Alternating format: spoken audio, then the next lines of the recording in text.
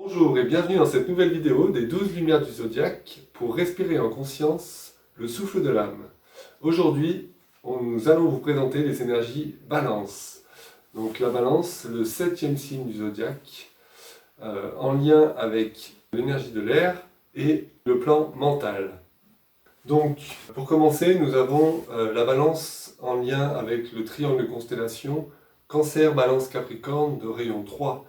C'est le rayon de l'intelligence créatrice. Donc, la balance va nous indiquer qu'est-ce qui est intelligent et juste à suivre pour le cheminement de l'âme, afin de répondre d'un choix conscient pour avancer sur le chemin de l'évolution.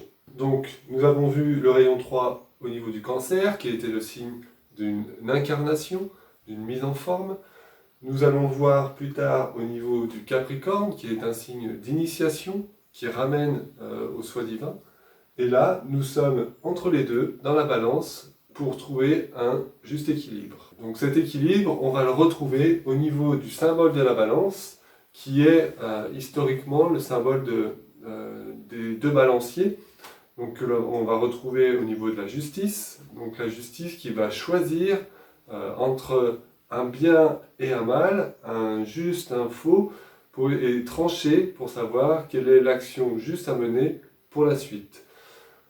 Donc cette balance, ça va vraiment être la recherche de deux polarités, et dans un premier temps, de faire un choix entre ces deux polarités, afin que la balance penche d'un côté ou d'un autre, jusqu'à ce qu'enfin on trouve un certain équilibre, en trouvant une troisième voie, qui est celle de la conscience et qui permet une évolution de conscience et non plus un choix formel qui nous maintient sur la roue ordinaire, mais qui va nous inviter à une initiation et une évolution dans l'épreuve du signe suivant du Scorpion.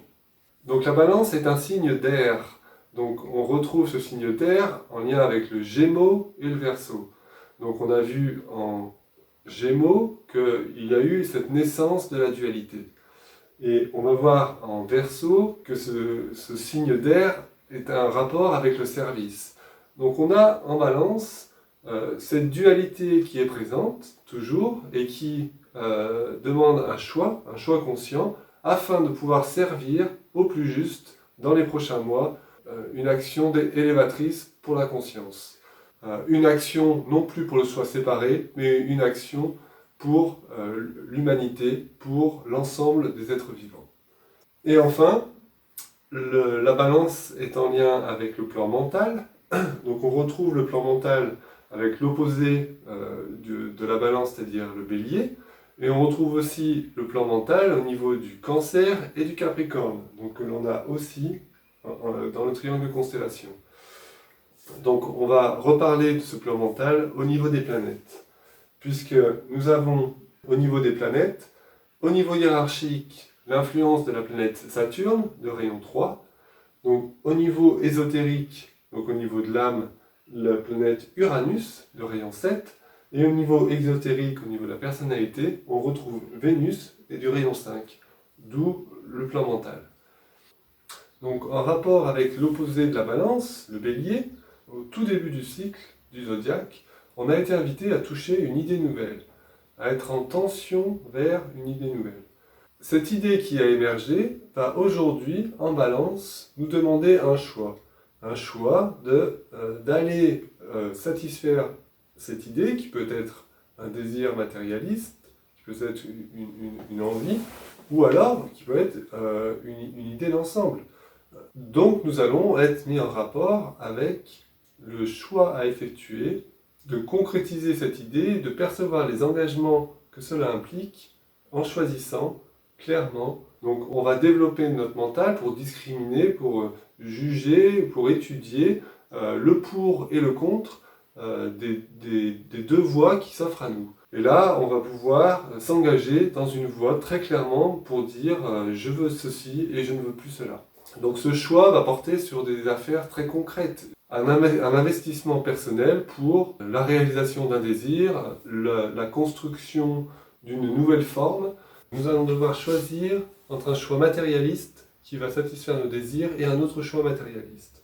Ça va nous emmener petit à petit à percevoir les conséquences d'un choix qui va nous demander toute une mobilisation par rapport à un autre choix, donc la perception du choix et de l'engagement que cela demande. Dans un deuxième temps, on va voir que les choix vont petit à petit s'amenuiser en fonction de l'environnement dans lequel on se situe. Donc c'est-à-dire que plus on est engagé dans des choix, plus les conséquences de ces choix vont être grandes. Et du coup, ça va nous impliquer dans une plus grande responsabilité et il va falloir choisir en lien avec l'ensemble ou en lien avec sa petite partie et du coup qui n'implique que nous et pas forcément l'ensemble. Donc là, ça va nous poser un certain problème de conscience, c'est-à-dire que si je choisis de satisfaire mes désirs, ma partie, quelles conséquences cela va avoir sur l'ensemble? Par exemple, au sein d'une famille, si je prends l'argent pour moi, pour satisfaire mes plaisirs et puis acheter ce que bon me semble, est-ce que le reste de la famille va être d'accord de ne pas avoir cet argent pour les biens de cette petite communauté? Et c'est pareil pour une échelle d'un homme politique qui récupère l'argent du bien commun pour lui ou au détriment de la population du pays dans lequel il vit et qu'il dirige. Donc là, on a bien ce rapport de conscience qui grandit au fur et à mesure de l'implication dans le quotidien.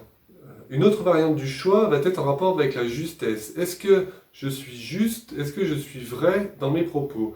C'est-à-dire, j'ai le choix de dire, dans la relation, la vérité, ou alors de dire des mensonges, afin de finalement cacher ce qui ne me semble pas judicieux de dire, pour garder un certain intérêt personnel et un confort personnel vis-à-vis de ma situation. Donc là, le choix va nous inviter à une certaine sincérité, à une certaine authenticité, et de dire clairement ce qu'on ressent, ce qu'on vit, afin de mettre en lumière finalement ce qui nous triture intérieurement et ce qui nous pousse à faire des actes qui pourraient satisfaire notre petite partie, mais finalement détruire les relations avec l'ensemble. Donc la sincérité va ouvrir dans la relation une possibilité de réajustement, une possibilité de revoir la relation actuelle, revoir la situation pour pouvoir repartir sur une base plus claire et plus engagée dans la relation. Donc on voit qu'au travers de ces différents choix, que ce soit des choix au travers de l'argent, du partage de l'argent, au travers des choix du partage de la vérité, de la sincérité, du partage d'une émotion, d'un désir, on va être dans une sincérité au travers du choix que l'on va effectuer. Quel est en conscience celui qui va m'amener vers une plus grande responsabilité, celui qui va m'amener vers une vision large, une plus grande valeur du partage, une plus grande valeur d'amour. Et là, on est tous confrontés en conscience à regarder en nous-mêmes quelle action est la plus juste pour nous amener vers de plus justes relations. Et on va être confronté à un choix qui nous amène vers des désirs personnels et un choix qui nous amène vers le service d'ensemble. Et là, la balance va poser clairement ces deux choix sur la table afin que l'on puisse trancher. Donc la sincérité va être dans un premier temps une première étape pour exprimer dans la relation ce qui nous pèse, ce qui ne va pas et ce que l'on vit. Dans un deuxième temps, cette sincérité doit amener vers une justesse dans le choix, c'est-à-dire percevoir qu'est-ce qui me paraît juste et qu'est-ce qui me paraît injuste. Le choix est intérieurement, c'est en rapport avec un nouvel état d'être, un état de qualification qui nous permet d'irradier un peu plus d'amour au travers de notre personnalité. Et là, on entre, après ce premier travail sur le plan mental, avec la planète Vénus, en rapport avec la planète ésotérique Uranus. Et Uranus qui est le pont, qui est le rayon 7, c'est-à-dire du plus haut jusqu'au plus bas. C'est-à-dire que cette qualité qui a été naissante pendant la Vierge, c'est-à-dire cette qualité de l'âme qui était bercée par la mère et qui se révèle au travers de la personnalité, demande en Balance à naître et à être révélée au travers d'un choix qui va qualifier la personnalité et commencer à l'intégrer jusque dans la matière. Et ça, c'est le rayon 7. Et c'est pour ça qu'en Balance, quand on va se dévoiler dans sa sincérité, il va y avoir une tension intérieure, parce qu'on ne sait pas du tout dans la relation comment l'autre va réagir. Et là, en nous, ça va nous demander d'être tendu au plus haut dans la qualité nécessaire pour pouvoir répondre à l'autre. Et là, au travers de cette tension, naît un état qui nous permet d'incarner une qualité nouvelle qui était latente jusque-là et qui enfin se dévoile et enfin nous permet de percevoir finalement l'être en devenir que nous sommes. Et qui va s'intégrer progressivement au fur et à mesure des épreuves que l'on va traverser périodiquement pour pouvoir infuser de plus en plus jusqu'à être pleinement présent sur cette qualité plus subtile de notre être. Donc, même si on reconnaît que ces forces sont des dépendances, il va falloir les accepter pour pouvoir les donner sans les juger, afin de reconnaître notre part d'humanité dans l'expression de ces forces qui nous manipulent et que l'on cherche à dépasser, à transformer. Donc, en lien avec la planète Uranus, il va y avoir un réordonnancement de notre personnalité qui va juste avoir une vision plus claire de ce but de conscience à atteindre, cette qualité nouvelle qui est apparue et qui va demander à être stabilisée, à être ancrée dans notre personnalité, dans cette matière. Et pour ça, il y a une reconnaissance des désirs exprimés et il y a une reconnaissance de l'origine de ces désirs. Donc ça peut être un manque, une insatisfaction ou un trop-plein, mais en tout cas, il y a une recherche de la cause à l'origine de l'effet engendré dans la personnalité. C'est-à-dire que le désir inassouvi dans la personnalité a une cause.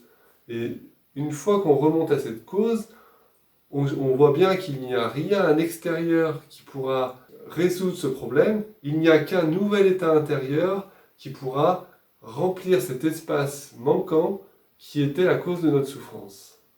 Donc, prisonnier des forces, prisonnier de notre souffrance, dans la relation, que l'on soit celui qui s'offre à la sincérité ou celui qui reçoit la sincérité, on va voir qu'il y aura une grande facilité à trouver une solution pratique au problème. Et là, du coup, on va percevoir tout un tas de solutions à mettre en place, tout un tas d'idées qui nous viennent dans la tête pour pouvoir résoudre le problème auquel on est confronté. On ne peut pas combler un espace vide intérieur par une solution pratique extérieure. Donc là, il va y avoir une reconnaissance de ce manque intérieur que l'on cherche à combler à l'extérieur. Donc il va y avoir dans cette énergie balance un éclaircissement entre, d'une part, ce qu'on va éclairer dans les profondeurs de notre être, ou qu'on pourrait appeler de notre non-être, qui est cette animalité, qui est ces pulsions instinctives, ou alors ces désirs émotionnels, et qui nous dominent dans un premier temps.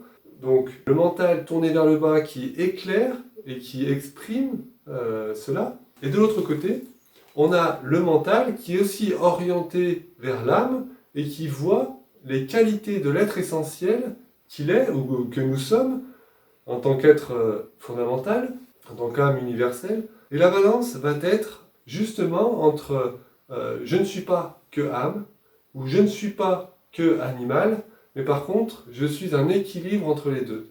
Donc c'est là tout le rôle de la balance, c'est-à-dire c'est de choisir cette voie du juste milieu qui fait le pont entre les qualités essentielles de l'âme et les transformations nécessaires. Donc on a dans la balance cet équilibre qui doit être trouvé, et la balance nous invite à faire le choix de la conscience qui est ce pont, cet intermédiaire entre ces deux grandes forces pour pouvoir amener un équilibre et irradier de nouvelles qualités dans une évolution de conscience au travers de la matière, de la forme que la conscience habite.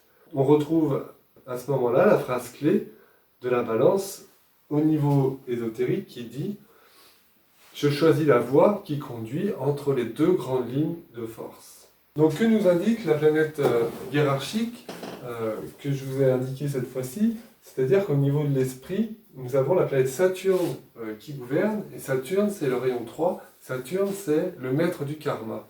Donc le karma, ça va être le cycle des expériences, donc le cycle des morts et des renaissances.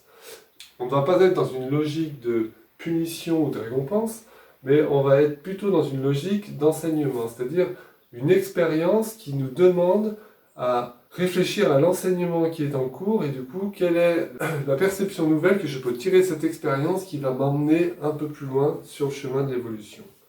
Donc là, on a, au travers de la balance et du chemin entre l'analyse mentale, la perception intérieure, jusqu'à l'équilibre entre les deux grandes lignes de force, soit d'effectuer des choix qui nous conduisent vers la même expérience, c'est-à-dire que l'on répète à chaque fois les mêmes choses, parce qu'on choisit toujours de subvenir à nos besoins, à nos plaisirs. Et d'ailleurs, ça peut être aussi un non-choix. C'est-à-dire que ne pas choisir, c'est aussi s'enclencher vers un même cycle répété, avec les mêmes personnes ou avec des personnes différentes. On peut choisir de faire un choix d'aller voir ailleurs, mais finalement avoir la même expérience à vivre, puisque on n'a pas dépassé l'état de conscience demandé à être élevé, à être transformé. Donc par contre, quand on perçoit le but de conscience qui s'exprime dans la relation, donc là on va bien voir que la relation existe de partout, que ce soit au sein d'un couple, au sein d'une famille, au sein d'une entreprise, au sein d'un environnement, ou même complètement isolé dans une grotte, on est en relation avec les rochers qui sont présents dans la grotte, ou les micro-êtres vivants qui sont présents. Il y a une multitude de relations différentes qui montrent que tout est en réseau, et que toutes ces interrelations que nous vivons, finalement, sont des relations intérieures, que nous avons perçues comme n'étant qu'une seule et même relation, c'est-à-dire c'est la relation que nous avons avec l'environnement, c'est-à-dire la relation que nous avons avec nous-mêmes. Et à partir de là, cette relation que nous avons avec nous-mêmes, c'est la perception d'un but de conscience qui cherche à se développer en nous-mêmes, et qui se développe au sein de chacun des êtres humains qui existent sur Terre. Donc ce but de conscience n'est pas forcément le même en chacun des êtres. Donc il y a un chemin d'évolution qui est proposé à chacun, et un but de conscience différent qui doit être atteint par chaque être humain. Lorsque nous percevons au sein de la balance, grâce à la planète Uranus, le but de conscience qui cherche à être atteint, nous nous engageons donc dans une nouvelle spire. Nous quittons un cercle d'expérience donné pour en rejoindre un autre sur un plan plus subtil. Et là, ça peut être très délicat, parce qu'on va se rendre compte que, imprégné d'un nouvel état de conscience, nous allons vivre une même expérience, mais avec une vision totalement nouvelle. Parce que notre état de conscience a changé. Et du coup, notre vision de cette expérience a changé. Et ça, nous le répétons pendant toute une vie, de manière à ce que, de plus en plus, nous soyons imprégnés de cette nouvelle vision, de ce nouvel état de conscience que nous affinons progressivement au cours de notre vie. Et que nous stabilisons au sein de la matière afin de l'élever progressivement. Donc pour conclure, nous pouvons voir aujourd'hui de plus en plus d'êtres humains ont conscience de la vie de la planète Terre. Et que du coup, ils incluent cet organisme dans leur perception et le perçoivent comme un organisme vivant. Et là, nous sommes dans la prise de conscience de notre environnement, et que nous devons protéger cet environnement afin que nous puissions, nous en tant qu'humanité, continuer à vivre en tant qu'organisme sur ce plus grand organisme. Et là, nous prenons conscience que nous sommes un organisme qui appartenons à un organisme plus grand. Mais si nous regardons un peu plus loin, nous voyons que nous-mêmes, en tant que petit organisme, nous sommes un organisme conscient. Donc, nous arrivons petit à petit à percevoir l'organisme plus grand, la planète Terre, comme étant aussi un organisme conscient. Et là, en tant qu'organisme conscient, la planète Terre a une vision, a un plan. Et là, comment est-ce que nous nous inscrivons dans ce plan planétaire? Et là, nous commençons à percevoir aussi les lois d'un point de vue de la conscience. C'est-à-dire que nous percevons que chaque être humain doit répondre d'un but de conscience selon des lois qui définissent des cycles qui sont régis dans un ordonnancement, et que ces lois concernent aussi l'organisme plus grand, c'est-à-dire l'organisme de la planète sur lequel nous vivons. Et là, nous voyons bien que du coup, nous répondons aux lois physiques, et nous répondons aussi de plus en plus consciemment aux lois de la conscience, qui sont ces lois d'unité. Et ces lois d'unité se déclinent par une sensibilité de plus en plus présente au partage, au vivre ensemble, et à la reconnaissance que nous ne sommes qu'une seule et même conscience en action au sein de la planète. Donc nous baignons tous dans cette conscience planétaire, dont nous avons à identifier les lois d'unité. Donc voilà, donc ce qu'on a pu dire au travers de la balance, c'est que ce travail mental qui a lieu au niveau de la personnalité peut être inexistant si le mental n'est pas sensible aux qualités de l'âme. Donc du coup, on pourrait dire que le mois de la balance est un mois plutôt tranquille. Par contre, plus on devient sensible aux qualités de l'âme, plus on devient sensible à un but de conscience qui cherche à s'atteindre, et plus on se tend vers finalement une épreuve, une initiation qui aura lieu le mois prochain dans le Scorpion. Donc, je vous souhaite un bon mois Balance et vous donne rendez-vous le mois prochain pour les énergies Scorpion. Et n'oubliez pas la pleine lune Balance qui aura lieu le 20 octobre à 16h57 pour pouvoir être pleinement réceptif aux énergies afin de respirer en conscience le souffle de l'âme.